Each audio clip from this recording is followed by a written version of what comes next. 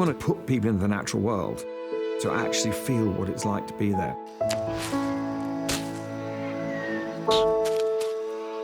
Our Planet is an 8-part wildlife documentary series. We want to excite people, engage people with these stories that are centred on emotion and pull you in.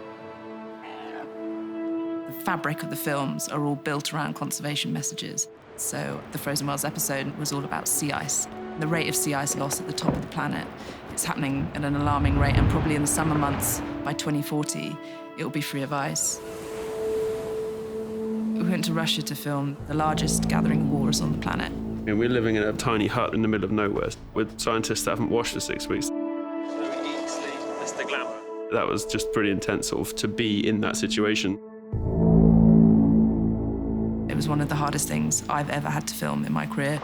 Some of them were falling from cliffs because there's a shortage of sea ice, so they're forced to come to land. It was harrowing, but I think it's important. You've got to get those stories out there and show people.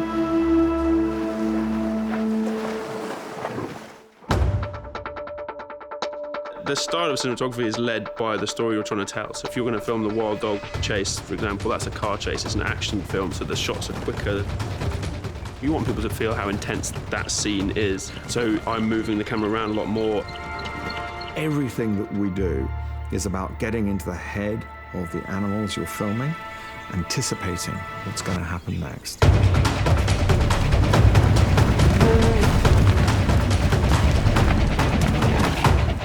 Now the technology allows us to capture images you couldn't have captured 5 years ago. The definition is amazing and the dynamic range is huge, so just it makes those images more real and people really get immersed in that world.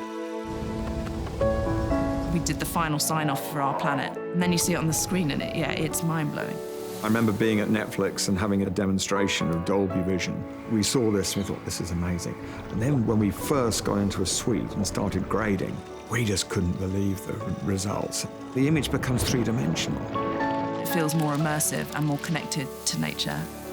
Your job as a filmmaker, you've done something good if they feel something. And if that emotion can instill that response and do something, I think that's what we're trying to achieve.